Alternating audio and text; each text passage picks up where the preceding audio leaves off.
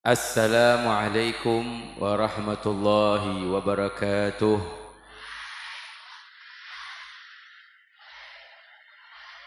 Alhamdulillah, alladzi hadana li hadza wa ma kunna linahtadiya laula an hadanallah. Alhamdulillahi bi ni'matihi tatimmus shalihat. Wassalatu wassalamu ala sayyidis sadat wa qudwatil qadat sayyidina Muhammadin khairi makhluqin fil ardi was samawat wa ala alihi nujumul ihtida wa ashabihi masabihil iqtida wa man tabi'ahum bi ihsan ila yaumil miqat wa alaina ma'ahum wa fihim birahmatika ya arhamar rahimin. Segala puji dan syukur kita panjatkan kehadirat Allah Jalla Jalaluh. Salawat dan salam semoga selalu tersampaikan kepada junjungan kita, kekasih kita, pemimpin kita, penolong kita, penyelamat kita, pemberi syafaat untuk kita kelak di hari kiamat, panutan kita, teladan kita, baginda Nabi besar Nabi kita Muhammad sallallahu alaihi wasallam beserta keluarga besarnya dan seluruh sahabatnya, juga para pengikutnya hingga hari kiamat.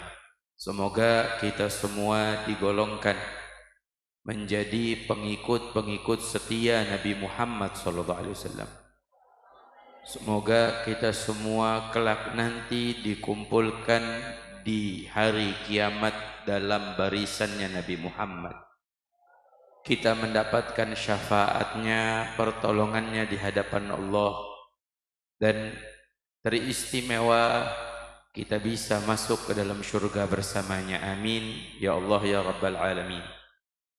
Yang saya hormati, saya muliakan orang tua kita, pembina pondok pesantren Nurul Fajri, ayahanda Bapak Haji Edi, semoga Allah panjangkan umur beliau, disehatkan badan beliau, memudahkan segala urusan beliau, dan pimpinan atau mudirul ma'had guru kita Ustaz Abdul Latif, semoga Allah panjangkan umur beliau, disehatkan badan beliau, dimudahkan segala urusan beliau, dan para asatidzah, para sepuh, para tokoh masyarakat, para orang tua, para aparat pemerintah yang hadir bersama, yang mohon maaf saya tidak bisa sebut nama-namanya satu persatu, namun dalam lubuk hati yang paling dalam saya panjatkan doa agar semua orang tua kita, sepuh kita, guru kita dipanjangkan umurnya oleh Allah, disehatkan badannya, dimudahkan segala urusannya. Dan hadirin hadirat, siswa, siswi, santri, santriwati, orang tua murid, para tamu yang hadir, semoga semua Allah panjangkan umurnya, Allah sehatkan badannya, Allah mudahkan segala urusannya, Allah berikan kita semua ilmu yang bermanfaat dunia dan akhirat. Dan yang paling utama, barokah malam hari ini, biar kita semua diridhoi oleh Allah dan diridhoi oleh Rasulullah sallallahu alaihi wasallam. Amin ya Allah ya Rabbal. Malam ini kita peringati maulidnya Nabi Muhammad. Tadi sudah disampaikan nasihat oleh guru kita Al-Habib Haidar Segaf. Mungkin sudah cukup penyampaian dari beliau. Kalau saya ya debunya aja. Ada pepatah dalam bahasa Arab, la itrata ba'da arus. Tidak ada minyak wangi yang lebih wangi daripada minyak wanginya pengantin. Pengantin kalau pakai minyak wangi, Masya Allah, dari ujung kepala sampai ujung kaki disemprot semuanya. Nah, pengantin. Artinya apa? Minyak wanginya pengantin paling bagus, paling banyak, paling wangi.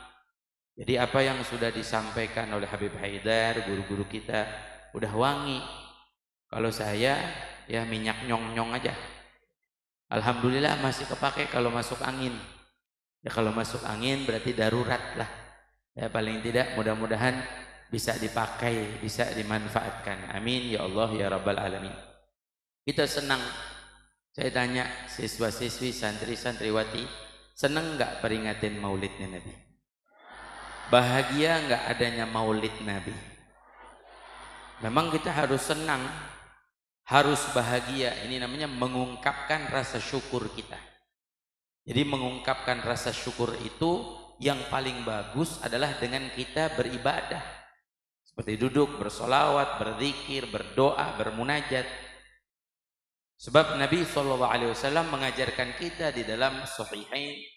Imam Ibnu Hajar sampai menyebutkan, Al-Hafidh Ibnu Hajar menyebutkan dalam satu riwayat di dalam hadis Sahih Bukhari, Sahih Muslim, waktu Nabi SAW masuk ke kota Madinah, ada orang-orang Yahudi yang berpuasa di hari 10 Muharram.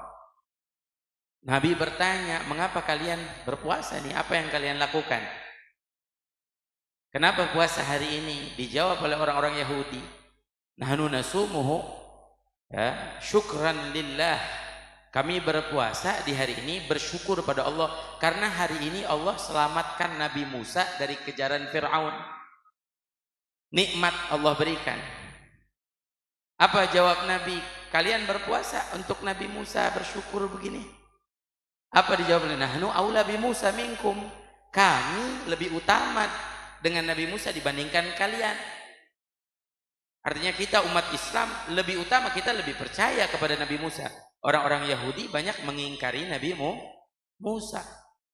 Makanya dari dalil ini disebutkan namanya rasa syukur itu boleh diungkapkan li isda'in ni'mah au daf'in nikmah. Untuk apa? Untuk kita ketika mendapatkan bahagia, senang, kita bersyukur. Atau kita mendapatkan suatu nikmat, kita bersyukur. Atau ketika kita dijauhi dari musibah, dijauhi dari penyakit, kita juga bersyukur. Nah, syukur ini boleh dilandasi dengan ibadah, seperti syukur dengan sujud. Boleh ada namanya syukur. Ada lagi syukur dengan tilawah, boleh. Ada lagi yang bersyukur dengan puasa, ini dalilnya. Dan ada lagi syukur dengan apa? Dengan bersedekah, boleh. Kita senang, kita bersyukur, oh adik-adik nih lulus sekolahnya, pondoknya lulus, dapat nilai bagus. Terus mau bersyukur, saya niat mau traktir teman-teman saya sedekah, boleh. Dan ini termasuk ibadah dan ada pahalanya. Ini namanya ungkapan rasa syukur. Bahkan dari ungkapan rasa syukur kita ini masuk dalam firman-Nya Allah, wa amma bi ni'mati rabbika hadits. Dan dengan nikmat-nikmat Allah maka ungkapkanlah. Yang kita ungkapkan rasa syukur atas kelahiran Rasulullah, tidak keluar dari syariatnya Allah, tidak keluar dari syariatnya Rasulullah SAW. Bahkan di dalam Al-Quran Allah berfirman, "Qul bi fadlillahi wa bi rahmatihi fabidzalika falyafrahu huwa khairu mimma yajma'un." Katakanlah dengan karunia Allah dan dengan rahmat Allah, maka berbahagialah. Allah suruh kita bahagia. Allah suruh kita senang dengan dua, apa? Pertama dengan karunia, kedua dengan rahmat. Saya sebut nih karunia. Allah kasih kita punya rezeki. Ya, nggak punya uang, tiba-tiba Allah datangkan rezeki. Nikmat bukan? Nikmat bukan? Seneng nggak? Nggak punya uang, tiba-tiba ada yang ngasih uang, seneng nggak? Seneng banget kita, nikmat. Padahal kecil loh. Sebut nikmat itu kecil. Kita nggak punya motor, Allah kasih punya rezeki, punya motor, nikmat bukan? Nikmat. Kita nggak punya rumah, Allah kasih rezeki kita punya rumah, nikmat. Nikmat. Senang, bahagia. Ini nikmatnya kecil. Karena ada nikmat yang jauh lebih besar. Ada nikmat yang jauh lebih indah. Nikmat apa? Nikmat dilahirkannya Nabi Muhammad. Karena apa? Nabi Muhammad itu wasilahnya nikmat atau sumbernya nikmat. Nabi Muhammad itu sumbernya nikmat, wasilahnya nikmat. Kita banyak dapat nikmat, wasilahnya, perantaranya adalah Nabi Muhammad. Nih, pertama, nikmat ada namanya nikmatul ijad. Nikmat adanya kita. Kita ini ada di dunia semua. Dari apa? Dari sumber nikmat apa? sumber nikmatnya adalah Rasulullah. Kenapa? Karena di dalam satu hadis diriwayatkan, riwayat Al-Hakim, hadis qudsi. Ini Imam Ahmad bin Zaini Dahlan menuliskan dalam kitabnya Sirah Nabawiyah. Ketika Nabi Adam keliling surga, hadis ini diriwayatkan oleh Al-Hakim. Didapati di pintu surga ada tulisan La ilaha illallah Muhammadur Rasulullah. Nabi Adam tanya, "Man huwa ya Rabb?"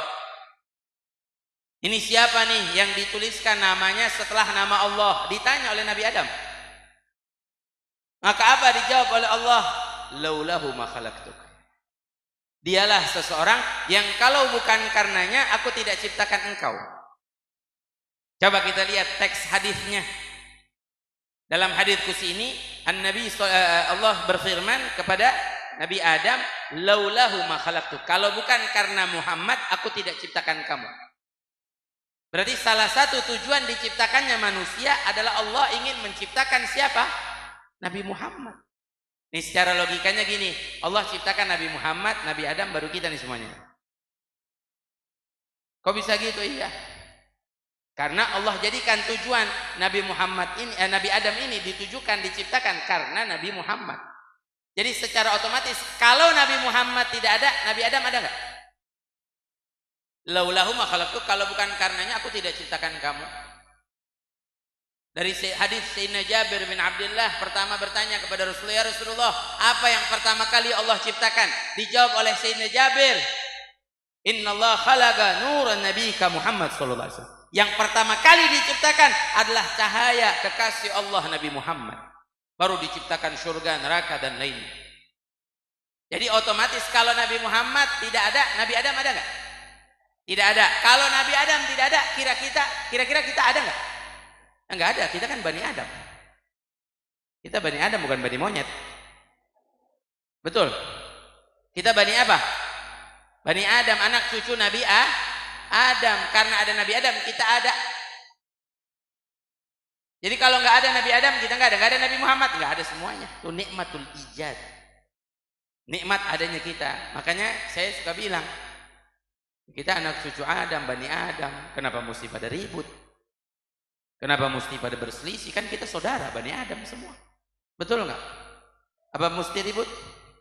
Apa mesti berselisih? Bersituru karena urusan dunia?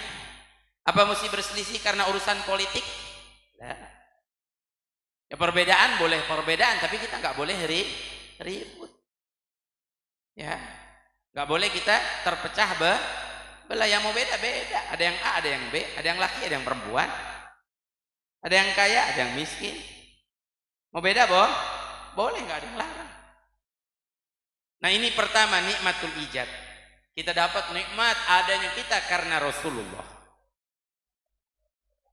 Yang kedua, kita jadi umat yang paling mulia karena siapa? Kuntum khaira ummatin, kalian sebaik-baiknya umat. Karena siapa? Karena Nabi Muhammad. Kita umatnya Rasulullah, jadi umat yang mulia. Dipuji Allah, kuntum khaira ummatin ukhrijat linnas. Kalian semulia-mulianya umat yang Allah ciptakan di antara manusia. Karena umatnya Nabi Muhammad. Sampai bukan hanya umat terdahulu, Nabi saja sebelum Nabi Muhammad mau kalau Allah izinkan dijadikan umatnya Nabi Muhammad. Apa enggak nikmat? Apa kita enggak bersyukur? Saya sebut lagi dua nikmat yang besar. Saya punya kakek Habib Utsman bin Abdullah bin Agil bin Umar bin Yahya. Kalau dulu dikenalnya di Indonesia ini Mufti Betawi. Pengarang kitab Sifat 20, sampai ada Sifat 20 bahasanya bahasa Sunda. Ada kitab Adabul Insan, ada kitab namanya Manhajul Istiqamah. Jadi saya punya kakek dalam kitab Sifat 20 bilang ada dua nikmat yang paling besar yang Allah berikan. Dua nikmat itu paling besar, paling agung, paling mulia. Dan insya Allah dua nikmat ini yang mengantarkan kita masuk ke dalam surga. Nikmat apa? Pertama nikmat Islam, kedua nikmat iman. Ingat, dua nikmat ini yang akan memasukkan kita ke dalam surga. Hadirin hadirat, kita kalau sudah dapat nikmat ini, jangan sampai kita sia-siakan. Ini enggak sembarangan. Berapa banyak orang yang tadinya Islam keluar dari Islam. Ini nikmat yang besar. Gak sembarangan Allah kasih. Pasti Allah kasih orang-orang yang dicintai oleh Allah. Orang-orang yang dikehendaki oleh Allah. Dan dua nikmat Islam dan nikmat iman ini tidak akan kita dapati kalau tidak ada Nabi kita Muhammad. Karena apa? Yang bawa ini semua Nabi Muhammad. Siapa yang bawa Islam pada kita? Siapa yang ngajarin sujud? Siapa yang ngajarin sholat? Siapa yang ngajarin ruku? Siapa yang mengajarkan tauhid? Siapa yang mengajarkan iman? Nabi Muhammad. Nah sekarang saya tanya, patut nggak kita bersyukur? Patut nggak kita berterima kasih pada Rasulullah? Patut nggak kita ungkapkan rasa bahagia kita atas kelahiran Nabi Muhammad? Ini sumber nikmat. Ini baru satu ya, nikmat. Yang kedua rahmat. Qul bi fadlillah wa bi rahmatihi. Katakanlah dengan karunia Allah dan dengan rahmat Allah, falyafrahu, maka berbahagialah. Khairu mimma yajma'un, lebih baik dari apa yang dikumpulkan. Lebih baik dari harta benda kita. Yang kedua dengan rahmat. Apa itu rahmat? Rahmat yang Allah berikan. Saya kasih contoh, kalau di Majalengka sebulan nggak hujan, 2 bulan nggak hujan, 3 bulan nggak hujan, 4 bulan nggak hujan, tiba-tiba turun hujan, seneng nggak? Bahagia nggak? Bahagia. Itu rahmat kecil. Kenapa saya sebut kecil? Karena di sini hujan, di tempat saya Jakarta belum tentu hujan. Betul kan? Saya tadi lewat dari sana dari Jakarta ke sini, itu ada sebagian jalan turun hujan. Di sini enggak kering, di mana-mana kering. Ada satu tempat turun hujan. Rahmatnya kecil, khusus satu tempat saja. Nah kalau dengan rahmat yang kecil saja Allah berikan, sebegitunya kecil bagi kita sangat besar. Kita senang, kita bahagia. Sekarang pertanyaannya bagaimana dengan rahmat yang paling besar? Rahmat yang paling agung, rahmat yang menyeluruh. Bukan hanya yang di Majalengka, saya yang di Jakarta juga dapat. Yang di Bogor dapat, yang di Jawa Tengah dapat, Jawa Timur dapat, di Amerika dapat, di Inggris dapat. Yang Allah sebutkan dalam Al-Quran, wa ma arsalnaka illa rahmatan lil alamin, tidaklah kami mengutus kamu kecuali rahmat untuk seluruh alam semesta. Bukan hanya dunia, alam semesta. Bukan hanya bumi, alam semesta dapat. Ini rahmat yang besar. Allah suruh bagaimana sambutnya? Falyafrahu, maka berbahagialah. Allah suruh senang. Allah suruh bahagia. Kita menyambut rahmat, kita menyambut nikmat. Khairu mimma yajma'un, lebih baik dari apa yang kita kumpulkan. Makanya malam ini kita kumpul di sini, baca maulid, baca sholawat sama Nabi, lebih baik dari harta yang kita punya. Lebih dari uang yang kita punya, lebih dari apapun yang kita punya. Lebih dari apapun yang kita kumpulkan. Makanya saya tanya, senang nggak dengan kelahiran Nabi? Senang nggak dengan kelahiran Rasulullah? Nah sekarang kita senang, kita bahagia kelahiran Rasulullah. Maulidnya Nabi, kelahiran Nabi. Dalam bahasa Indonesia, maulid itu seperti milad atau hari ulang tahun. Hari jadi, hari lahir. Ini hari ulang tahunnya Nabi Muhammad SAW. Nah kalau yang namanya ulang tahun identik sama hadiah. Ulang tahun identik sama hadiah. Sekarang saya tanya, hadiah itu biasa diberikan pada yang kita cintai. Contoh, ibu punya anak, anaknya ulang tahun. Ibu milik, ibu punya harta, punya uang. Anaknya lagi kepengen apa? Oh anaknya pengen sepeda. Kira-kira dibelikan nggak sepeda? Kita belikan. Kita ingin menyenangkan hati anak kita. Kita mampu, kita bisa, kita belikan. Hadiah ulang tahun. Karena apa? Karena kita cinta sama anak. Kita cinta sama anak kita, maka kita berikan hadiah. Sekarang saya tanya, semua yang hadir di sini cinta nggak sama Nabi Muhammad? Cinta nggak sama Nabi Muhammad? Mau nggak membahagiakan hati Nabi Muhammad? Kira-kira tahun ini mau ngasih hadiah apa buat Nabi Muhammad? Sholawat aja. Sholawat aja. Sholawat aja, kalau nggak sholat juga percuma. Sholawat aja. Mau ngasih hadiah apa kita sama Rasulullah? Apa? Ya masing-masing semua punya niat lah.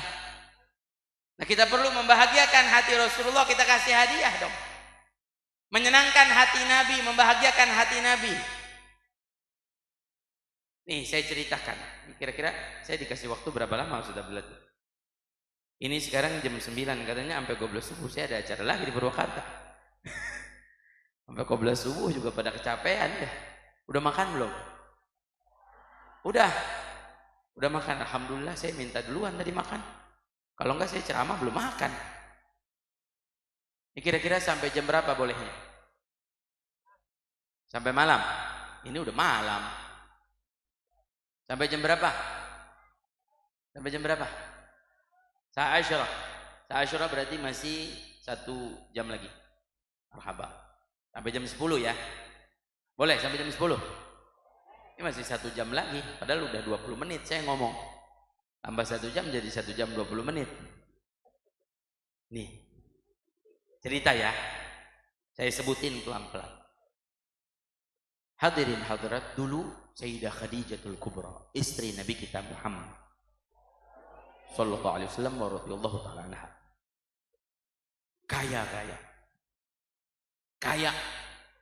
Kaya banget. Kalau bahasa saya orang Jakarta kaya banget. Kalau bahasa orang Majalengka kaya pisan. Betul ya? Majalengka Sunda kan? Saya lahir di Sunda. Saya lahirnya Bogor. Tapi nggak bisa bahasa Sunda, mohon maaf. Jadi jangan disuruh ceramah bahasa Sunda. Dengar tos. Sayyidah Khadijah itu kaya. Sampai di Mekah dijuluki perempuan paling kaya di kota Mekah. Menikah dengan Rasulullah, dia korbankan hidupnya untuk Rasulullah, ingin bahagiakan hati Rasulullah. Hartanya habis, semua dikorbankan untuk Nabi, menyenangkan hati Nabi, gak mau Nabi kesulitan dalam dakwahnya. Hebat luar biasa. Nyawanya pun mungkin diberikan untuk Nabi kita Muhammad. Sampai Sayyidah Khadijah itu dicintai oleh Allah, dapat salam dari Allah, sebagaimana disebutkan dalam riwayat. Ada lagi Sayyidina Abu Bakar As-Siddiq radhiyallahu ta'ala anhu, sahabat Nabi yang hebat, yang nyawanya dikorbankan untuk Nabi. Sampai waktu hijrah dari Makkah ke Madinah, masuk ke dalam satu goa, yang goa itu diisi, ada lubang-lubang ularnya, dikhawatirkan ada ularnya, sampai ditutupi itu satu persatu lubang. Sampai tidak ada lagi sesuatu yang untuk menutupinya, kakinya dipakai untuk menutupi lubang supaya ular tidak keluar menggigit Rasulullah. Tapi kenyataannya kakinya Sayyidina Abu Bakar yang digigit oleh ular. Kalau kita bahas kisahnya panjang. Tapi intinya apa? Nyawanya diberikan untuk Rasulullah. Nggak mau Rasulullah sedih. Selalu ingin membahagiakan hati Nabi. Sampai mohon maaf, hartanya pun punya 12 toko, satu persatu dijual untuk membahagiakan hati Nabi Muhammad, membantu perjuangan Nabi. Ada lagi Sayyidina Utsman ibnu Affan radhiyallahu ta'ala. Siapa yang tidak kenal Sayyidina Utsman ini? Saudagar kaya, hebat dengan lembutnya. Sayyidina Utsman ibnu Affan ini sampai pernah menyumbangkan uang 100.000 dinar hanya untuk membantu dakwahnya Nabi Muhammad. Bahkan sampai Nabi bilang ishtara Utsman jannah marratain. Sayyidina Utsman ini pernah membeli surga 2 kali. Bagaimana ceritanya? Beli surga 2 kali. Hah? Sultan Sayyidina Utsman itu sultan zaman dulu. Sampai sekarang pun Sayyidina Utsman masih sultan. Di Bank Saudi Arabia sampai masih ada namanya Sayyidina Utsman ibnu Affan, tabungannya masih ada. Luar biasa ya, hebat tuh. Makanya orang kalau sedekah itu luar biasa. Apalagi di jalan Allah, di jalan Rasulullah, luar biasa. Gak akan habis. Manuqisat malun min sadaqah bal yazdad. Tidak akan berkurang harta kalau kita sedekahkan, tapi bertambah sampai 3 kali diulangi oleh Rasulullah. Berarti ditambahkannya berkali lipat. Sampai membeli surga 2 kali, bayangkan. Salah satu kisahnya ada pohon kurma yang diributkan. Rasulullah katakan, wahai Utsman, maukah kamu beli pohon ini supaya kedua orang ini tidak ribut? Nanti saya gantikan pohon di surga, kata Rasulullah. Makanya sampai bilang membeli surga. Ada lagi sahabat Nabi namanya Sayyidina Abdurrahman bin Auf. Sayyidina Abdurrahman bin Auf ini kaya raya, saudagar juga, hebat luar biasa. Saking kayanya sampai pernah minta supaya dimiskinkan, tapi Allah nggak kasih. Karena dia selalu berjuang bersama Rasulullah. Sampai pernah saking kepengen, saking mau dia ingin dijadikan orang miskin, dia sampai beli kurma busuk. Ada orang mau jual kurma busuk, nggak laku-laku. Nggak ada orang mau beli kurma busuk. Sayyidina Abdurrahman bin Auf saking ingin dimiskinkan, dia beli semua kurma busuk untuk menghabiskan hartanya. Kan ini kurma busuk nggak bakal laku. Berarti saya nggak punya duit lagi, udah selesai. Saya nggak jadi orang kaya. Tapi subhanallah, habis beli kurma busuk tuh, selang berapa hari datang orang-orang dari Irak. Yang mana orang-orang di Irak itu sedang mengidap penyakit. Dan penyakit itu tidak ada yang bisa menyembuhkannya kecuali kurma busuk. Orang ini datang ke pasar, bilang sama orang pasar, adakah di sini yang menjual kurma busuk? Wah, orang pasar langsung bilang, oh pas betul, tuh Abdurrahman bin Auf lagi jual kurma busuk. Datanglah mereka semua ke Abdurrahman bin Auf, membawa harta-harta mereka sambil bilang, maukah kamu menjual kurma busuk ini? Kata Abdurrahman bin Auf, kapan saya miskinnya? Kata dia. Subhanallah, Pak. Ini kalau Allah sudah mengatur ya, ini bukan aturan manusia. Bukan aturan manusia. Kita hidup juga bukan aturan manusia. Cuman kadang kita nggak sadar aja.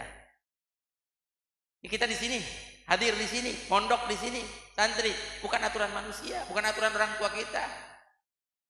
Allah yang nentuin kita di sini. Orang tua kita hanya jembatan, wasilahnya. Tapi Allah yang mengizinkan kita, menghendaki kita berada di tempat ini. Malam ini saya hadir di sini, semua kehendak Allah. Saya nggak kenal orang Majalengka. Saya baru sekali ke Majalengka itu beberapa tahun yang lalu. Subhanallah, datang ustadz-ustadz ke pondok saya yang ngundang. Saya bilang, di mana? Di Majalengka. Marhaba, saya hadir. Siapa yang ngizinin kita datang sini? Kalau Allah mau saya nggak datang, bisa aja suara saya udah mulai habis ini. Kemarin malah lebih habis lagi, nggak ada suara saya. Tadi sampai saya makanin permen, berapa biji saya makanin permen obat supaya ada suaranya. Alhamdulillah balik lagi berkah Pondok Nurul Fajri ini. Balik lagi suara saya. Semua kan aturan Allah, makanya serahin hidup kita sama Allah. Kita cuma jalanin usaha, yang menentukan semua Allah. Kembali ke Sayyidina Abdurrahman bin Auf, saking kaya luar biasa. Hebat dalam berdagangnya. Beliau sampai waktu hijrah dari Mekah ke Madinah nggak bawa apa-apa. Barang-barangnya semua ditinggalkan. Makanya termasuk barang-barang beliau yang dibawa oleh Abu Sufyan pergi ke Syam, maka terjadilah perang Badar. Karena barang-barang orang-orang muslim waktu hijrah dari Mekah ke Madinah itu nggak dibawa. Makanya Nabi adakan perang itu bukan perang sebenarnya. Nabi ingin mengambil haknya kaum muslimin yang dibawa oleh Abu Sufyan dan orang-orang kafir Quraisy menuju Syam untuk diperjualbelikan. Sampai di Madinah, Abdurrahman bin Auf nggak punya apa-apa. Berjumpalah dengan sahabatnya, kalau tidak salah dalam riwayat Sayyidina Sa'ad bin Mu'ad. Kaya Sayyidina Sa'ad di Madinah. Maka disambut Sayyidina Abdurrahman bin Auf, silakan di rumah saya, ini rumah saya. Sekarang kamu adalah sahabat saya fillah, saudara saya fillah, maka saya jadikan rumah saya setengah buat kamu, setengah buat saya. Nih saya punya harta saya bagi dua, setengah buat kamu, setengah buat saya. Sampai mohon maaf, Sayyidina Sa'ad waktu itu punya istri dua, kata dia, saya ceraikan satu istri saya buat kamu. Sampai begitu. Apa jawab Sayyidina Abdurrahman bin Auf? Jangan. Saya nggak perlu ini semua. Kata Sayyidina Abdurrahman bin Auf, cukup kamu tunjukkan sama saya di mana pasar. Tunjukkan sama saya di mana pasar. Nanti saya yang nyari rezeki saya sendiri. Hebat Sayyidina Abdurrahman. Langsung ditunjukkan itu pasar, pergi ke pasar, dapat berapa jam, datang sudah bawa uang. Saking hebatnya. Bagaimana itu? Jualan nggak pakai modal. Hebat nggak? Saking pinternya berdagang, mungkin ngambil, nih saya ambil dari sini berapa, jual ke sebelahnya, bisa aja, hebat. Saking pinter berdagang. Ada orang kita pergi bulan-bulan kerja, pulang nggak bawa uang. Ada Bang Toyib nggak pulang-pulang. Tuh hebatnya siapa? Sayyidina Abdurrahman bin Auf. Apa dari ceritanya? Sayyidina Abdurrahman bin Auf itu saking kayanya, beliau pernah menyumbangkan 600 ekor unta untuk membantu dakwahnya Nabi Muhammad. 600 ekor unta. Mohon maaf, saya kasih penjelasan dulu. Ini 600 ekor unta, bukan ekornya saja ya. Dan nanti dipikirnya ekornya saja, enggak. Nah, sebab kalau kita ngomong zaman sekarang nggak boleh salah. Apalagi sama anak-anak muda, nggak boleh salah. Salah sedikit kita, wah udah langsung viral. Betul ya? Zaman sekarang kalau ngomong nggak boleh salah. Nih saya kasih contoh. Di Majalengka, Majalengka ya? Ini Majalengka bener kan? Di Majalengka, katanya adzan nggak boleh keras-keras. Di tempat saya juga di Jakarta, adzan nggak boleh keras-keras. Bukannya nyindir, enggak. Ya bukan nyindir, saya nggak demen nyindir. Mau ngapain nyindir? Tapi saya nyebutin adzan nggak boleh keras-keras. Saya tanya, kenapa nggak boleh keras-keras? Nggak boleh Habib. Ya saya tanya, kenapa adzan nggak boleh keras-keras? Nggak boleh Habib.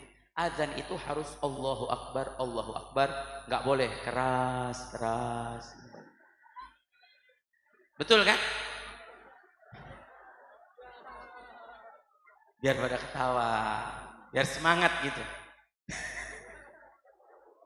Ya jadi ya, biar semangat. Habis dari tadi saya dipelototin aja. Boleh lagi? Boleh lagi? Nih kata orang Majalengka, Habib di sini wudhu nggak boleh pakai celana. Wudhu nggak boleh pakai. Saya tanya kenapa nggak boleh pakai celana? Lah kalau wudhu di rumah di kamarnya mandinya masing-masing silakan. Tapi kalau wudhunya di masjid di musola nggak pakai celana orang liatin. Nggak boleh Beb, nggak sah wudhu pakai celana. Saya bilang iya kenapa?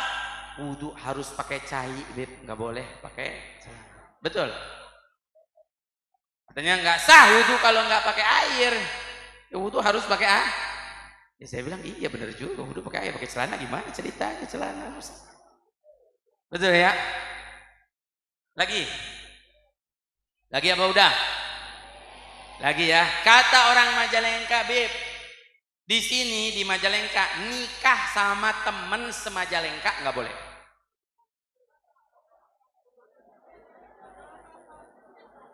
Saya tanya kenapa nggak boleh? Selagi bukan muhram, bukan keluarga, boleh. Nggak boleh Beb. Temen semajalengka berapa banyak? Nggak boleh nikah sama temen semajalengka. Ya kalau teman satu di Majalengka boleh? Boleh. Lagi? Udah capek saya. Saya pengen ngajarin ilmu nih, khusus ya buat santri-santri. Nih anak-anak muda. Pesan saya, jangan gampang marah. Jangan gampang kesel. Jangan gampang kita komentarin orang, apalagi kita yang bermedia sosial. Mungkin keluar dari pondok punya media sosial, bermedia sosial. Jangan gampang marah, hati-hati. Jangan gampang emosi, jangan gampang komentarin orang. Kita hidup di zaman orang yang senang menyalahkan orang lain. Saya ngomong begini karena kenapa? Jangan kata-katanya salah, udah langsung kita salahin. Saya punya undangan maulid di tempat saya, di pondok saya, malam Jumat besok. Murid saya bikin pamfletnya salah, harinya Jumat. Wah langsung WhatsApp saya habis saya sebarin, WhatsApp saya rame, ngebalas. Bukan bilang insya Allah hadir Beb, enggak, Beb itu harinya salah. Karena orang lebih banyak fokus pada kesalahan orang lain, bukan pada kebenaran. Padahal di bawahnya saya tulis acaranya hari Kamis malam Jumat, sholat maghrib berjamaah. Andai kita bilang hari Jumat juga udah benar. Kalau dalam Islam hari itu masuknya, tanggal itu masuknya setelah adzan maghrib. Makanya kalau Kamis habis maghrib disebutnya malam apa? Malam apa? Salah nggak? Nggak salah. Sebenarnya mah nggak salah. Cuman bagi orang sebagian itu salah. Ya udah. Karena saya ngelihat banyak orang zaman sekarang senang emosi. Ini pelajarannya buat kita. Ayo, udah biarin aja. Dia salah, kita benerin. Kalaupun mau kita benarkan, benarkannya harus pribadi. Kita tulis pesan pribadi, bisikin. Ada teman kita salah, ajak jalan ke sana. Mohon maaf ya, bukannya saya kenapa-napa, bukan saya benci, saya sayang sama kamu. Saya ngasih tahu, nih kamu yang kamu lakuin salah, begini gini. Jangan depan orang. Saya pernah nulis status. di media sosial di Instagram. Kurang lebih 4 tahun yang lalu. Ini orang marah-marah sama saya. Padahal saya nulisnya gini. Saya tulisnya gini ya, perhatikan. Perhatikan bacaan.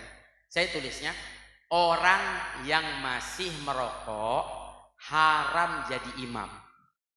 Tiba-tiba saya punya akun di media sosial, rame orang marah-marah. Sampai ada 1934 komentar. Saya masih ingat tuh, belum saya hapus waktu itu. Saya Pak paling gak suka kalau nulis sesuatu orang pada jadi berantem, pada ribut, saya hapus. Tapi saya lihat dulu sampai 1934 komentar, semuanya marah-marah. Dari mana dalilnya? Wah, ini Habib sesat kata dia. Saya tanya, apa salahnya saya? Saya nulis orang yang masih merokok haram jadi imam. Dalam bahasa Indonesia, kata masih itu adalah sambil lagi berlangsung. Betul nggak? Misalkan kita di jalan naik motor, keluarga kita telepon, di mana? Masih di jalan. Berarti masih sambil berlangsung di. Jadi saya nulisnya orang yang masih merokok berarti masih. Ya memang di mana-mana orang masih merokok nggak boleh jadi imam, haram. Gimana nanti sholatnya dia? Betul apa salah saya ngomong nih? Nih saya kasih tahu ya, santriwati masih makan nggak boleh sholat. Marah dah saya. Santri masih minum nggak boleh sholat. Nanti orang bingung, Bib gimana? Ya masih makan, habisin dulu makannya baru sholat. Betul nggak? Cuma orang udah keburu bawaannya marah-marah sama saya. Langsung dah saya dikomentarin, wah banyak macam-macam. Biasanya ngerokok yang komentarin begitu ya. Saya dimarahin, kagak bener tuh. Padahal saya cuma bilang orang yang masih merokok. Kayak saya kasih contoh nih ya. Saya habis ini izin para ustadz. Contoh. Kalau boleh mah itu saya praktekin. Habis ini dari turun panggung, saya izin saya mau pulang langsung ke Purwakarta. Besok pagi ada acara. Boleh nggak? Kalau boleh, jamaah jangan ada yang bangun. Biar duduk semuanya di sini sampai nanti acaranya selesai. Kalau ada yang bangun, saya doain sampai rumah buang-buang air. Marah nggak sama saya? Mas Habib, saya didoain buang air. Tunggu dulu. Buang air banyak artinya. Ini saya kalau dikasih satu, boleh nggak saya bilang ini buang air? Bener nggak? Bener nggak? Salah nggak saya? Tapi kalau orang bahasnya buang-buang air, pikirnya apa? Sakit perut, kamar mandi. Betul. Padahal saya ngomong buang-buang ya buang air. Makanya kita jangan salah paham. Kembali ke tadi. Ini airnya siapa nih? Mudah-mudahan jadi air berkah. Kembali ke tadi, saya ngomong Sayyidina Abdurrahman bin Auf menyumbangkan 600 ekor, tapi bukan hanya ekornya saja, sama badannya. Biar saya jangan salah, bukan sama badannya saja, bahkan sama barang dagangannya. Jadi Sayyidina Abdurrahman bin Auf itu berdagang, barang dagangannya ditaruh di atas unta. 600 ekor, kalau sekarang dijumlahkan berapa banyak? Kurang lebih 600 mobil Avanza bersama barang dagangannya disumbangkan untuk membantu dakwahnya Nabi Muhammad, untuk memberikan senyum di wajah Nabi Muhammad, ingin menyenangkan hati Nabi Muhammad. Nah, dari yang saya sebutkan ini semuanya, mereka berjuang untuk membahagiakan hati Nabi, hartanya, nyawanya. Saya tanya sama semua yang hadir di sini, mau nggak bahagiain hati Nabi? Nah, saya tanya, apa yang sudah kita perjuangkan untuk membahagiakan hati Nabi Muhammad? Ini PR. Apa yang sudah kita lakukan untuk membahagiakan hati Nabi Muhammad? Apa yang sudah kita korbankan untuk membahagiakan hati Rasulullah? Insya Allah malam ini kita hadir di sini panas-panas. Mungkin ada sebagian belum makan, lapar-lapar, berjuang ada nyamuk, mungkin digigit nyamuk. Mudah-mudahan ini jadi pengorbanan kita untuk membahagiakan hati Rasulullah. Mudah-mudahan Rasulullah senang sama kita semuanya. Tapi ingat, saya sampaikan di tempat ini, membahagiakan hati Nabi, menyenangkan hati Nabi, bukan patokannya harta. Bukan patokannya harta. Memang yang tadi saya sebutkan nama-nama sahabat, memang yang kaya-kaya. Sayyidah Khadijah kaya, Sayyidina Abu Bakar kaya, Sayyidina Utsman kaya, Sayyidina Abdurrahman bin Auf kaya. Tapi ingat hadirin hadirat dari majelis maulid malam ini, jadikan pesan dari saya. Kalau kita ingin membahagiakan hati Nabi, bukan patokannya harta. Kalau kita sebagai umat Nabi menjalankan perintah Allah dan meninggalkan larangan Allah, maka kita berusaha membahagiakan hati Nabi Muhammad. Nih, semua kita tidak meninggalkan sholat 5 waktu, maka kita membahagiakan hati Nabi Muhammad. Anak-anak hormat sama orang tua, cinta sama orang tua, berbakti sama kedua orang tua, mencintai orang tua, hormat, tidak durhaka, tidak melawan. Maka kita menjadi anak-anak yang membahagiakan hati Nabi Muhammad. Ada perempuan yang sudah bersuami, taat pada suami, hormat pada suami, cinta sama suami, menjaga kehormatannya, menjaga amanahnya suami, maka kita menjadi perempuan yang membahagiakan hati Nabi Muhammad. Kita saling akur, damai, silaturahmi kita sambung dengan erat, maka kita berusaha membahagiakan hati Nabi Muhammad. Menjauhkan yang haram, menjauhkan dosa, maka kita membahagiakan hati Nabi Muhammad. Kita menuntut ilmu, meraih warisannya Nabi, memegang teguh ajaran Nabi, kita membahagiakan hati Nabi Muhammad. Mudah-mudahan santri dan santriwati semua bisa membahagiakan hati Nabi Muhammad. Memang kan kita mondok tujuannya apa? Pengen Rasulullah senang sama kita. Pengen kita dapat warisannya Rasulullah, betul? Pengen dapat warisannya Rasulullah? Apa warisannya Rasulullah? Ilmu. Al-anbiya lam yurithuna dinaran wala dirhaman, bal yurithuna al-ilm.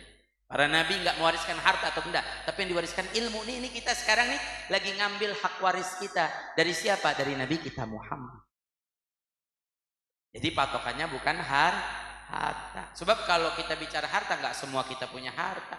Tapi kita kan pengen bahagiain Nabi. Kita pengen nyenengin hati Nabi, kita pengen diaku oleh Nabi, kita pengen dikenal oleh Nabi, kita pengen dicinta oleh Nabi. Tapi enggak semua kita punya harta. Saya ceritakan lagi, ada sahabat Nabi namanya Sayyidina Abdullah bin Mas'ud. Miskin Pak Bu. Miskin santriwati. Saking miskinnya itu kalau diangkat tangan kelihatan tulangnya. Bajunya diangkat kelihatan tulangnya. Kakinya itu kalau diangkat bajunya kelihatan kakinya isinya tulang. Tulangnya itu kelihatan. Saking susah miskin. Namanya Sayyidina Abdullah bin Mas'ud. Beliau sangat mencintai Nabi. Cinta luar biasa. Berkorban buat Nabi luar biasa. Beliau ingin buktikan cintanya sama Nabi. Beliau enggak punya harta, bukan seperti Sayyidina Abu Bakar kaya, Sayyidina Utsman kaya. Tapi apa yang dilakukan untuk menyenangkan hati Nabi? Ya mengikuti ajaran Nabi dengan sebenar-benarnya. Dan apa? Dia menugaskan dirinya khidmat buat Nabi. Ini jadi ilmu buat santri-santriwati. Khidmat sama orang yang kita cintai, kita cinta sama guru, kita khidmat. Nabi itu gurunya para sahabat. Alhamdulillah kita punya guru, punya asatidzah, punya ustadz, punya ustadzah. Kita berkhidmat, kita membantu. Insya Allah itu bisa membahagiakan hati Nabi Muhammad. Apa yang dilakukan Sayyidina Abdullah bin Mas'ud? Sayyidina Abdullah bin Mas'ud itu suka bawa ember, wadah isinya air buat wudunya Rasulullah. Jadi Rasulullah kalau mau wudu, yang bawain airnya namanya Sayyidina Abdullah bin Mas'ud. Ini disebutkan dalam kitab-kitab sejarah. Apalagi dilakukan? Nih yang dilakukan oleh Sayyidina Abdullah bin Mas'ud yang paling hebat diantaranya, Sayyidina Abdullah bin Mas'ud itu suka megang sendalnya Rasulullah. Dia berkhidmat memegang sendalnya Nabi Muhammad. Makanya dalam kitab sejarah dijulukinya Sahibun Na'alai Rasul, yang selalu memegang sandalnya Rasulullah. Kemana Rasulullah masuk ruangan, dipegang sendal. Dan ingat, jangan anggap sepele walaupun hanya memegang sendal. Barokahnya luar biasa walaupun hanya memegang sendal. Manfaatnya luar biasa. Karena apa? Ketika kita memegang sendal orang yang kita cintai, kita pasti dapat cinta di hatinya, dapat tempat di hatinya. Karena saya kasih contoh, kalau kita misalkan megang sendal guru kita, kita khidmat sama guru. Oh Ustadz, misalkan Ustadz Abdul Latif, sendal kita pegangin. Kita dapat tempat, saya pengen dicinta sama guru saya pegangin sendal saya barokah. Apalagi yang namanya megang sendal luar biasa. Saya ngerasain, saya megang sendal guru saya Megang sendal guru mulia Habib Umar, megang sendal Habib Mundir guru saya. Nikmatnya luar biasa. Kayak megang, nggak ada apa-apanya megang piala. Mau piala dunia juga nggak apa-apa, nggak ada apa-apanya. Yang namanya megang sendal guru, apalagi ini megang sendalnya Rasulullah. Ala ra'si hadzal kaun na'lu Muhammadin. Kata seorang penyair, pernah berada di atas alam semesta, berpijak sendalnya Nabi Muhammad. Pasti dapat tempat, pasti. Karena apa? Setiap orang itu kalau masuk ruangan, keluar ruangan yang dicari apa? Sendal. Saya lihat semua santri pada pakai sendal. Saya pakai sendal nggak? Saya pakai sendal nggak? Mana suaranya santri udah berngantuk? Santri, saya pakai sendal nggak? Kelihatan nggak? Nggak pakai, saya nggak pakai sendal. Kira-kira saya kalau turun dari sini yang cari pertama apa sama saya? Sendal kan? Nggak mungkin saya nyari hadroh. Betul nggak? Nabi Muhammad masuk masjid, keluar masjid yang dicari apa? Bapak masuk masjid, keluar masjid yang dicari apa? Ibu masuk musola masjid, yang keluar dari itu cari apa? Santri, santriwati masuk masjid, yang keluar dicari apa? Nah, kalau katakan Ustadz masuk masjid, melepaskan sendalnya, keluar yang dicari apa? Sendal. Berarti otomatis yang memegang sendalnya orang yang pertama kali dijumpai setelah dari masjid. Habis ibadah, habis sholat, ngaji, habis dapat rahmat Allah, ketemu. Dapat pandangannya guru, dapat pandangan, ini Rasulullah. Dan Abdullah bin Mas'ud dapat pandangannya Rasulullah, dapat cintanya Rasulullah, dapat tempat di hati Rasulullah. Kan kita kadang-kadang kalau ngaji begitu. Mohon maaf, ilmu yang kita pelajarin ya 30% dari belajar, 70% dari hormat kita sama guru yang mengajarkan. Yang namanya hormat sama ilmu bukan hanya ilmu yang dipelajarkan, sama ilmunya, sama bahan ilmu kitabnya, sama yang mengajarkan ilmunya, sama tempat belajar ilmunya, harus kita hormati, harus kita muliakan, baru kita dapat rahasianya ilmu.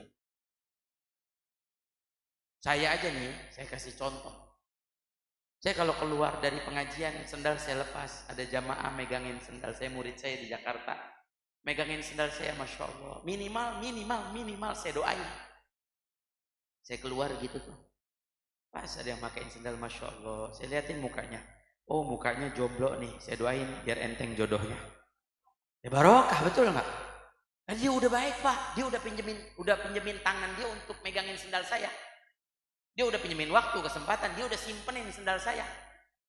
Ya, saya liatin lagi mukanya, ya Allah, kalau yang mukanya kusut kayaknya nggak punya uang, saya doain biar banyak rezekinya, betul nggak? Karena dia udah baik. Dia udah mau megangin sendal kita, udah mau nyimpenin. Coba kalau kita hadir pengajian, tahu-tahu sendal kita diambil orang. Barokah Bib, barokah. Ya barokah tapi jangan ambil sendal Habib. Salah tempat ini. Kadang-kadang murid zaman sekarang, Pak, Masya Allah. Datang ketemu saya, Bib, Masya Allah. Habib pakai syal bagus banget. Coba Bib, saya minta barokahnya Bib. Ya Allah. Pulang nggak pakai syal. Orang mah di mana-mana, misalkan, Bib, ya Allah, sendal Habib udah jelek, misalkan, Ustadz, ya Allah, Ustadz, sendal Ustadz udah jelek, saya pengen dapat barokah nih, Ustadz, saya beliin sendal baru. Nah itu baru pantas. Betul nggak saya ngomong? Betul apa salah? Ya coba kalau semua mau ngambil barokah, Bib, Masya Allah, itu sendalnya buat saya, Bib, Masya Allah, jubahnya bagus buat saya, Bib, imamanya bagus buat saya, cincinnya bagus buat saya, apalagi jamnya bagus buat saya, semuanya dong. Pulang kere, bangkrut kita. Contoh ini contoh, ya. Jadi kalau kita hormat sama guru ya begitu, ya kita memberi. Tapi yang ikhlas, kalau kita memberi guru nggak ngasih ya jangan diminta. Adabnya jangan diminta. Kecuali kalau sorban wajar, ya kalau sendal tukeran wajar. Tapi kalau suatu hal yang baru minta cincin, oh Masya Allah. Emang cincin saya mau ditawarin 70 juta saya nggak kasih. Bukan apa-apa, ini dari kakek saya. Kalau saya cinta sama orang yang nawarnya. Saya bilang ini kalau bukan dari kakek saya kasih. Saya kasih pasti, karena dari kakek. Kenapa saya sebutin? Takut nanti dari sini cincin saya diminta lagi. Kan contoh itu, jadi dapat pandangan dari guru, betul nggak? Santriwati, mohon maaf. Yang namanya berkhidmat itu jauh lebih hebat, jauh lebih dahsyat. Man khadam gadam. Kata ulama, siapa yang mau berkhidmat dia bakal maju lebih dulu, bakal pintar lebih dulu, bakal hebat lebih dulu. Dulu di zaman Habib Alwi bin Syihabuddin ada satu orang muridnya, Masya Allah, Muridnya ini cuma tukang nuangin teh. Jadi kalau Habib Alwi ngajar, dia cuma nuangin teh. Suatu hari semua murid-murid yang lain lihat yang nuangin teh, bilang begini, mohon maaf ya, saya cuma ngomong nih, ini dari teman-teman juga ngomong, kamu ngaji cuma nuangin teh doang, kita dong ngaji kita udah khatam semua. Tersindir hatinya, ya Allah, sedih. Ya Allah, iya ya, saya ngaji cuma nuangin teh doang. Ntar kalau tehnya habis saya suruh ambil lagi. Saya bilang, ya Allah, besok harinya nggak hadir dia. Nah sekarang nih kalau kita ngaji, mohon maaf, tanyain Ustadz Abdul Latif, tanyain Ustadz-Ustadz yang lain di sini. Ada santrinya berapa? 20 orang. Ngaji semua satu-satu bawa kitab. Satu nggak hadir, nggak akan kita sadar. Satu nih fulan nggak hadir, belum tentu kita sadar, kecuali kita absen namanya. Tapi mohon maaf, ada santri yang memang biasa nuangin teh, ada santri yang memang biasa bawain air. Kalau dia tidak ada, pasti gurunya sadar. Tidak mungkin gurunya tidak sadar. Ini mana fulan bin fulan yang nuangin teh saya? Tuh, hebat tuh, jangan salah. Dapat nggak cinta di hati guru? Dapat nggak tempat di hati guru? Dapat, walaupun cuma nuangin teh, walaupun cuma megangin sendal, walaupun kita cuma gelar karpet, walaupun cuma ngangkatin meja buat belajar, pasti kita dapat tempat di hati guru. Maka Habib Alwi tanya, mana murid saya fulan bin fulan yang biasa nuangin teh? Teman-temannya yang baik bilang, mohon maaf guru, beliau tidak hadir. Kenapa? Kecil hati. Karena teman-teman bilang dia belajar cuma nuangin teh. Kita dong belajar khatam kitab semua. Marah Habib Alwi, bilang apa? Kata Habib Alwi, ketahuilah murid-muridku, nanti kamu akan saksikan setelah saya tidak ada, ini murid saya yang biasa menuangkan teh akan menjadi orang yang paling alim di antara kalian.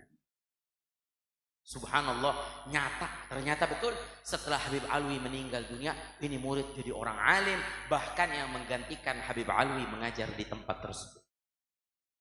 Walaupun cuma berkhidmat nuangin teh.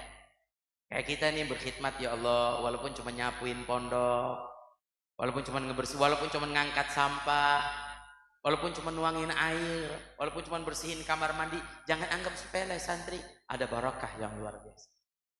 Walaupun cuma masakin, bantu masak, oh mungkin yang masak di dapur nggak ada libur, kita bantu masak, jangan lupa ada sir, ada barakah yang luar biasa ketika kita berkhidmat. Nah inilah salah satu contoh ketika ingin menyenangkan hati Nabi Muhammad. Nih saya belum ungkapin kenapa saya sampaikan begini nih. Belum saya ungkapin kenapa saya sampaikan gini. Untuk apa? Kenapa sih saya ngajak semua supaya nyenengin hati Nabi? Kenapa kita harus bahagiain hati Nabi? Nanti saya sampaikan. Di antaranya nih yang ingin saya sampaikan kuncinya. Kita nanti di hari kiamat akan dibela oleh Nabi Muhammad. Kita nyenengin hati Nabi di dunia, kita akan dibela di hari kiamat. Termasuk contohnya siapa? Sayyidina Abdullah bin Mas'ud yang tadi saya sebutkan. Dia menugaskan diri mencari siwak untuk Rasulullah. Sayyidina Abdullah bin Mas'ud nugasin diri nyari siwak. Khidmat nih nyari siwak. Jadi kalau Rasulullah mau pakai siwak, nyari siwaknya siapa? Abdullah bin Mas'ud. Suatu hari waktu nyari siwak, angin tertiup kencang, sarungnya keangkat, kakinya yang tulang saja itu kelihatan. Sahabat-sahabat sebagian ada yang menertawakan, ya Allah kakinya kecil, lihat kaki laki-laki tulangnya saja. Dan Rasulullah ada di situ. Rasulullah tiba-tiba marah, hei sahabatku, ketahuilah bahwa kaki Abdullah bin Mas'ud nanti di hari kiamat beratnya jika ditimbang lebih berat daripada gunung Uhud, kata Rasulullah. Dibela oleh Rasulullah, dibela oleh Nabi kita Muhammad. Tapi pertanyaannya, Nabi nanti di hari kiamat bukan hanya sekedar membela kita.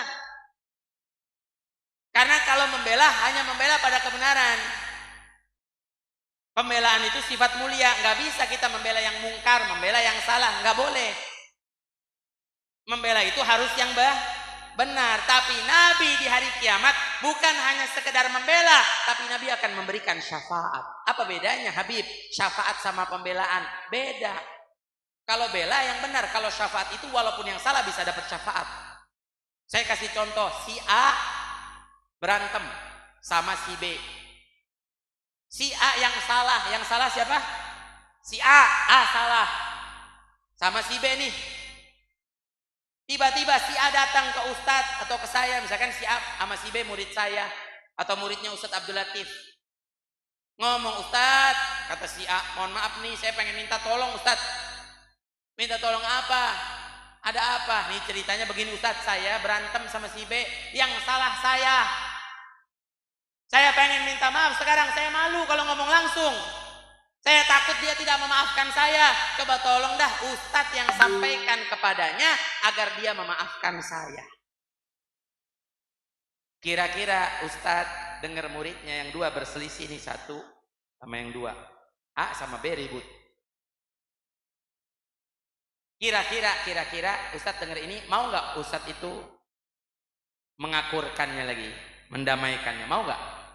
Ya saya mau, nggak mungkin kan saya ngomong udah nggak apa-apa berantem aja berdua. Begitu apa? Malah saya yang ngadu, nggak kan? Tapi pasti Ustadz kita bilang, ya udah ya, saya ke rumah si B. Datang Ustadz ke rumah si B, Assalamualaikum B, apa kabar? Baik sehat, Masya Allah Ustadz. Sampai Ustadz datang ke rumah saya, ada apa nih Ustadz? Tahu-tahu Ustadz ngomong, mohon maaf B, saya cuma menyampaikan, saya tadi ketemu si A kirim salam. Dia katanya punya salah sama kamu. Dia minta maaf, cuma dia malu minta maaf sama kamu secara langsung. Makanya saya dah datang ke sini, saya sampaikan pada kamu, tolonglah maafkan si A, maafinlah tolong. Terus bau hujadah, Allah aja maaf, masa kamu nggak memaafkan? Kira-kira yang namanya si B cinta sama Ustadznya udah nyuruh gitu, dimaafin nggak? Dimaafin nggak? Jangan bilang tergantung B. Jangan, pasti dimaafin. Karena yang nyuruh siapa? Ustadz kita yang kita cintai, guru kita yang mengajarkan ilmu, yang mengajarkan kebaikan untuk kita. Nggak mungkin dia ngajarin yang tidak baik. Ya udah Ustadz, Masya Allah, sampai Ustadz datang ke sini, saya senang banget. Saya maafin dia Ustadz, saya ikhlas, saya ridho. Nah, dapatlah maaf dari si B. Apa yang telah dilakukan oleh Ustadz? Ini namanya disebut syafaat. Ustadz ini meminta syafaat kepada si B untuk memaafkan si A. Sama kayak kita nanti di hari kiamat. Yang Rasulullah lakukan bukan hanya membela kita, tapi di hadapan Allah, kita yang punya salah, kita yang punya dosa, kita yang punya kekhilafan akan dimintakan ampunan, dimintakan maaf oleh Nabi Muhammad. Bukan hanya kita dibela oleh Rasulullah. Bagaimana tidak? Besar cintanya Rasulullah pada kita. Demi Allah, Rasulullah cinta sama kita. Kita nih umat yang punya salah banyak dosa. Ummatun mudhnibatun rabbun ghafur. Umat yang penuh dosa, karung dosa, tumpukan dosa, gunung dosa kita. Tapi akan dimintakan syafaat di hadapan Allah. Apa tidak hebat Nabi kita Muhammad? Siapa yang mau nolongin kita di hari kiamat? Saya tanya siapa?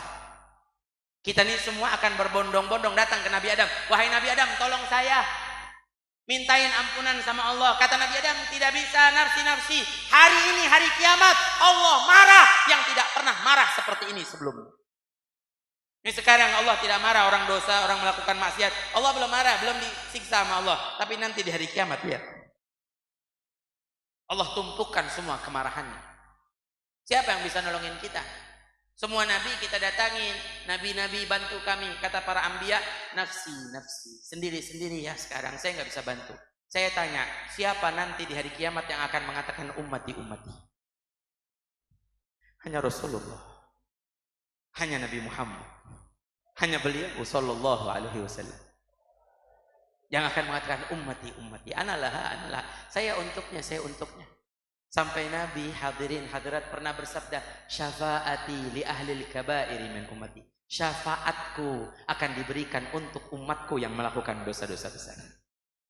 Apa enggak dahsyat cintanya Nabi buat kita? Apa enggak hebat cintanya Nabi buat kita? Makanya saya katakan ini sekarang orang-orang yang sedang senang melakukan dosa-dosa besar, yang jatuh dalam kegelapan, mereka tidak sadar siapa yang akan menolong mereka nanti di hari kiamat. Karena yang hanya bisa menolong mereka di hari kiamat hanya Nabi kita Muhammad, hanya Rasulullah sallallahu alaihi wasallam. Dan nanti hari kiamat perayaan yang lebih besar dari perayaannya di malam hari ini, perayaan yang lebih hebat, perayaan yang dahsyat. Buat siapa perayaan hari kiamat? Hanya buat Maqamul Mahmud Sayyiduna Muhammad, yang punya kedudukan paling tinggi, yaitu Rasulullah, yang memberikan syafaat untuk umatnya. Mudah-mudahan kita semua umatnya yang banyak salah, banyak dosa, nanti di hari kiamat dapat syafaat. Amin ya Allah ya Rabbal. Ini masih ada 20 menit. Udah selesai? Ya saya tahu udah selesai. Bilang aja nyuruh saya pulang. Saya kepengen satu aja, boleh nggak? Boleh dilanjut nggak? Saya satu, hadirin hadirat siswa-siswi. Saya tanya, cinta nggak sama Nabi? Sayang sama Nabi? Mau bahagiain Nabi? Mau buktiin cinta sama Nabi? Tadi saya sebutin ada satu sunnah Nabi, namanya siwak. Kalau kita cinta sama Nabi, jangan sampai kita tinggalkan siwak. Saya berharap nih si santri-santriwati, kita sedang belajar ilmunya Rasulullah, jangan kita tinggalkan. Kita peringati maulidnya Rasulullah dengan semangat. Siwak banyak kita tinggalkan. Saya coba pengen ngetes saja. Di antara yang hadir, ada yang bawa siwak nggak? Satu aja yang bawa siwak tunjuk tangan, coba. Ada yang bawa siwak? Ini sunnahnya Nabi. Mohon maaf saya sampaikan, malu kalau kita mengadakan maulid Nabi tapi sunnah Nabi nggak kita lakukan. Malu. Demi Allah. Mungkin orang-orang tua bawa handphone bisa. Handphone harganya jutaan, siwak 10.000 kita nggak punya, malu kita sama Rasulullah. Malu kita sama Nabi Muhammad. Makanya saya tanya, kira-kira saya sebutkan nih, kalau kita mau bahagiain Nabi, mau nyenengin hati Nabi, mau nggak pakai siwak? Mau nggak jaga siwak? Nabi yang bilang, as-siwak maradhatun lirabb mashatun lisyaitan. Siwak itu ada ridhonya Allah. Kamu pengen dapat ridho Allah, pakai siwak. Mashatun lisyaitan, dibenci sama syaitan. Syaitan nggak suka kita pakai siwak. Mungkin pernah kita beli siwak kita suka hilang. Naruh di rumah hilang, naruh di rumah. Itu setan ngumpet ya. Karena setan nggak suka sama yang namanya siwak. Ya, setan suka ngumpetin karena kita nggak disukai. Sampai guru saya ngajarin kalau ada orang kesetanan, kesurupan, di ngajiin, malah setannya lebih jago. Dibacain ayat kursi, setannya baca akhir surat Al-Baqarah. Dibacain Yasin, setannya malah baca Al-Waqiah. Bukan hebat. Misalkan ambil siwak yang udah dipakai, todongkan ke mulutnya, insya Allah setannya keluar. Sebab setan paling gak suka sama yang namanya siwak.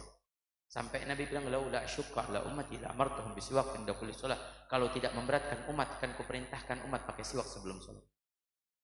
Sampai keistimewaan siwak, saya cepetin aja. Siwak, orang yang rajin pakai siwak dijauhin dari penyakit punggung. Orang yang rajin pakai siwak dijauhi dari penyakit bongkok. Orang yang rajin pakai siwak pandangannya dikuatkan, fasihkan lisannya. Kemudian orang yang rajin pakai siwak, yang paling hebat dalam hadis disebutkan, nanti pada saat sakaratul maut rasa sakitnya diringankan. Bahkan yang hebat lagi, orang yang rajin pakai siwak nanti sebelum meninggal dimudahkan lisannya mengucap la ilaha illallah. Kira-kira mau pakai siwak nggak? Mau pakai siwak santri? Ayo, mungkin nanti di toko pondok ada siwak jual, nggak berapa, 10.000, 20.000. Kadang malu, ada orang beli handphone jutaan. Saya ketemu orang di Kalimantan punya handphone bisa dilipat. Masya Allah, sebelah handphone baru, ya Beb, baru keluar. Di Indonesia belum ada. Saya belinya di Singapura, Masya Allah. Berapa harganya? 35 juta. Saya bilang ya sama murid saya, terus punya siwak nggak? Nggak punya. Saya bilang jual handphonenya 35 juta, punya 10.000 nggak punya. Saya bilang. Ya mohon maaf, handphone kita belum menyelamatkan kita di hari kiamat, belum tentu. Tapi siwak insya Allah menyelamatkan. Sampai Nabi bilang, rakaatani bisiwak khairu min 70 rakaat bighairi siwak. 2 rakaat pakai siwak lebih baik daripada 70 rakaat tanpa siwak. Nabi bilang, laula asyukka, kalau tidak memberatkan umat, kan kuperintahkan umat pakai siwak sebelum sholat. Dalam riwayat, sebelum wudhu.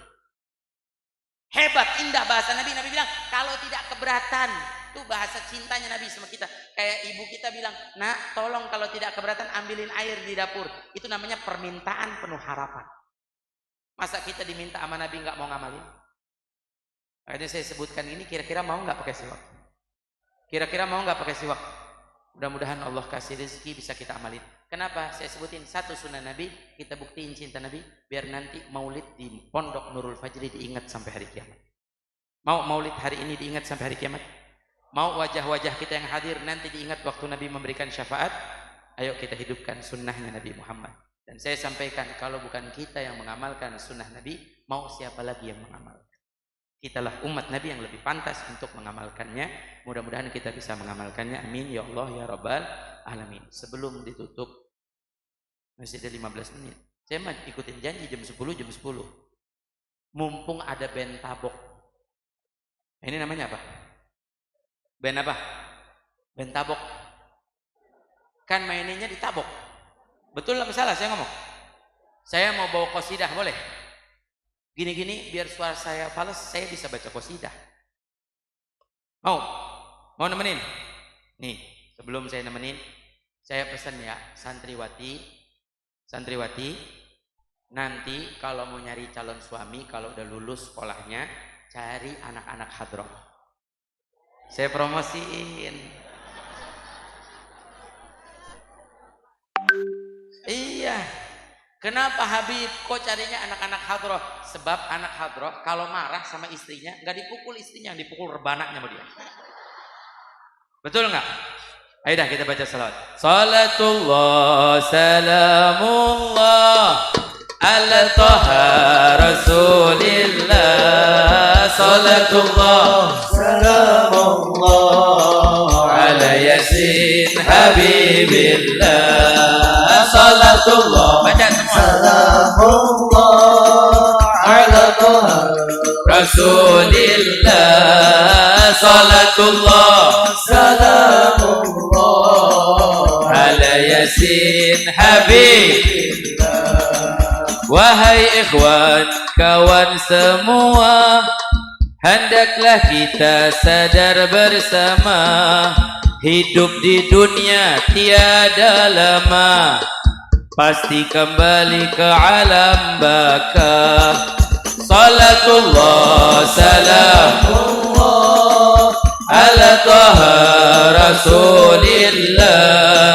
Salatullah salamullah ala yasin habibillah. Bila sudah sampai ajal, semua harta benda ditinggal. Bila sudah sampai ajal, semua harta benda ditinggal.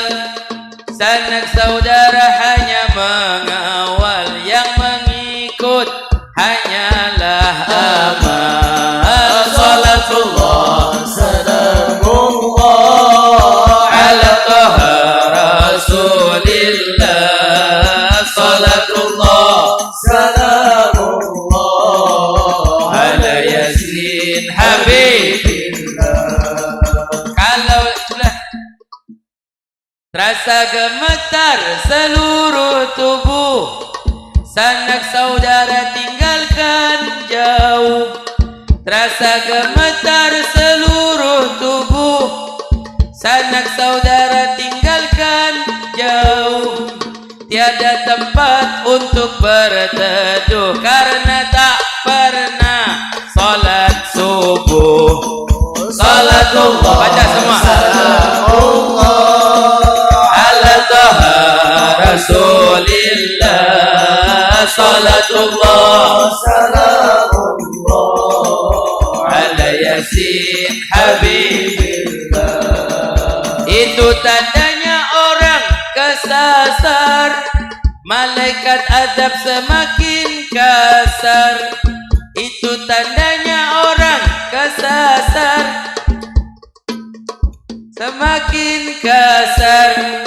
Kalaulah badan sudah terbujur, sudah berada di dalam kubur.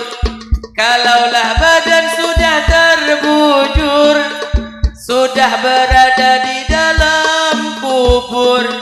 Kulit dan daging dipukul hancur, karena tak pernah salat zuhur. Salatullah salamullah ala taha rasulillah. Salatullah salamullah ala yasin habibillah. Itu tandanya orang kesasar, malaikat azab semakin kasar. Itu tandanya orang kesasar, malaikat azab semakin kasar. Kulit dan daging hangus terbakar, karena tak pernah salat asar. Salatullah salamullah ala taha rasulillah.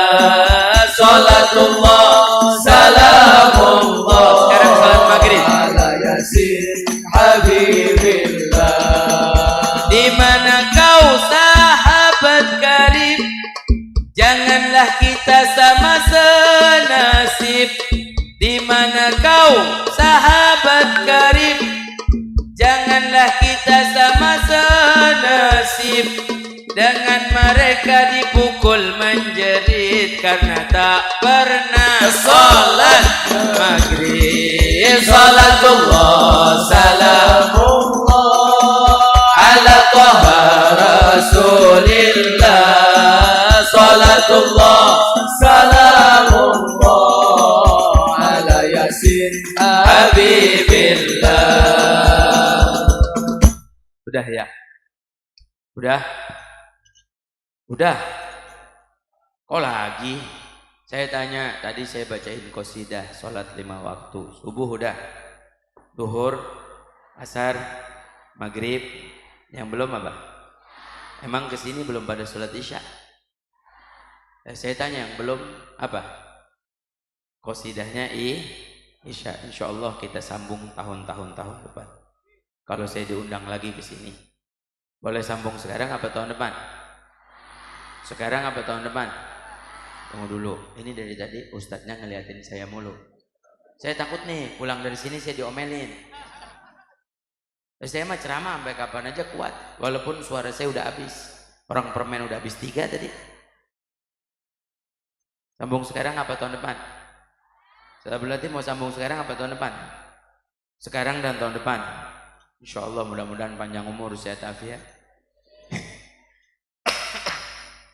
Berarti yang belum sholat isya, baca bareng-bareng ya. Tapi saya lihat pada diam aja, nggak baca sholawat. Coba saya mau dengar baca sholawat, nggak usah pakai hadroh. Sholatullah. Masih kurang semangat. Masih kurang. Ala yasin. Kan ini kalau kalau diem aja, saya doang baca qasidah sama tim hadroh begini. Iya, nggak enak, kurang semangat. Di kubur ada ular berbisa, Syuja'ul Aqra namanya. Di kubur ada ular berbisa, Syuja'ul Aqra namanya. Melilit semua orang berdosa karena tak pernah sholat isya. Salatullah salamullah ala taha rasulillah. Salatullah salamullah ala yasin habib. Angkat tangan doa.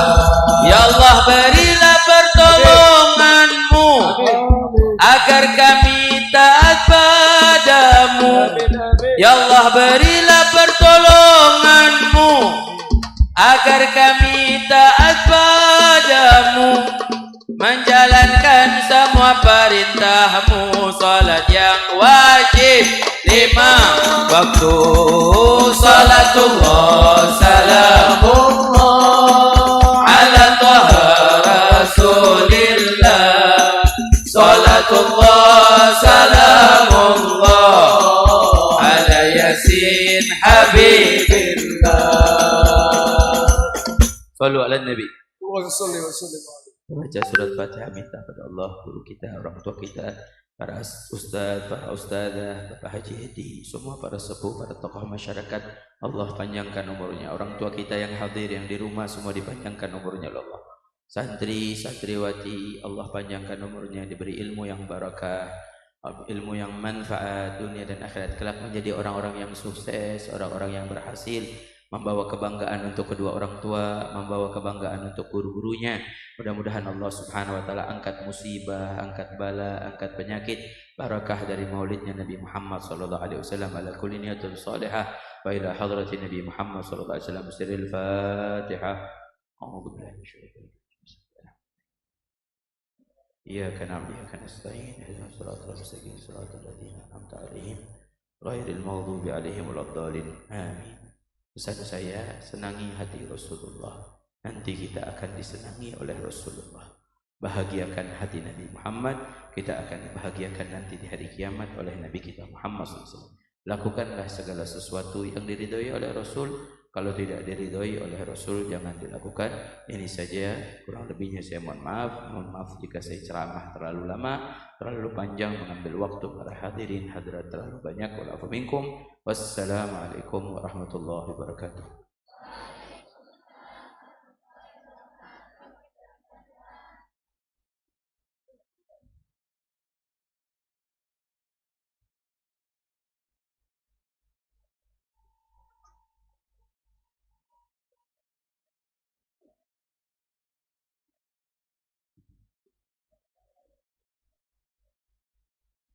Alhamdulillahirabbil alamin.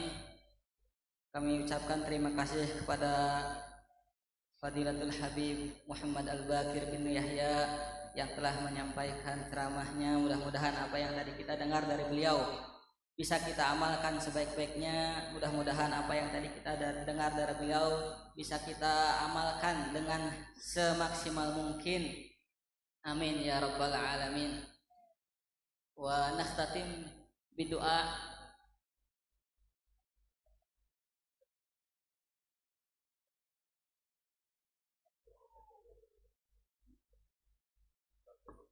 Bismillahirrahmanirrahim. Alhamdulillahirabbil alamin. Allahumma shalli wa sallim ala sayyidina Muhammadin wa ala alihi wa sahbihi ajma'in. Allahumma shalli wa sallim ala sayyidina Muhammadin fil awwalin wa shalli wa sallim ala sayyidina Muhammadin fil akhirin wa shalli wa sallim ala sayyidina Muhammadin fil nabiyyin وصل وسلم على سيدنا محمد في المرسلين وصل وسلم على سيدنا محمد في الملأ الأعلى إلى يوم الدين وصل وسلم على سيدنا محمد وعلى آله وصحبه أجمعين. ولقد أشرت لناج من أصابه تحيي القلوب تهيج الأشجان والله قد أثنى عليه فما يساوي القول منا أو يكون ثنانا لكن حبا في السرائر قد دعا لمديه الصفوة ربنا وهدانا وإذ امتزجنا بالمودة هاهنا نرفع أيدي فقرنا ورجانا للواحد الأحد الإلهنا متوسلين بمن إليه دعانا مختاره وحبيبه وصفيه زين الوجود به الإله حبانا يا ربنا يا ربنا يا ربنا بالمصطفى اقبلنا أجب دعوانا أنت لنا يا ذخرنا في هذه الدنيا وفي أخرانا أصلح لنا الأحوال واغفر ذنبنا ولا تؤاخذ ربي إن أخطانا واسلك بنا في نهج طه المصطفى ثبت على قدم الحبيب خطانا أرنا بفضل منك طلعت أحمد في بهجة عين الرضا ترعانا واربط به في كل حال حبلنا وحبال من ودى ومن والانا والمحسنين ومن أجاب نداءنا ها نحن بين يديك أنت ترانا ولقد رجوناك وحقق سؤلنا فاسمع بفضلك يا سميع دعانا الحاضرين وسائيا في جميعنا ها نحن بين يديك أنت ترانا والمحسنين ومن أجاب نداءنا وذوي الحقوق وطالبا أوصانا انصر بنا سنة طه في بقاء الأرض واقمع كل من عادانا وانظر إلينا واسقنا كأس لنا واشفي وعافي عاجلا مرضانا واقض لنا الحاجات واحسن خدمنا عند الممات وأصلح نكبانا يا رب واجمعنا وأحبابا لنا في دارك الفردوس يا رجوانا يا رب واجمعنا أحبابا لنا في دارك الفردوس يا رجوانا يا رب واجمعنا وأحبابا لنا في دارك الفردوس يا رجوانا بالمصطفى صل عليه وآله ما حركت ريح الصبا أغصانا سبحان ربك رب العزة عما يصفون وسلام على المرسلين والحمد لله رب العالمين. إن الله وملائكته يصلون على النبي يا أيها الذين آمنوا صلوا عليه وسلموا تسليما. الصلاة والسلام عليك يا سيد المرسلين الصلاة والسلام عليك يا خاتم النبيين الصلاة والسلام عليك يا من أرسلك الله رحمة للعالمين. ورضي الله تعالى عن أصحاب رسول الله أجمعين. آمين. سر الفاتحة.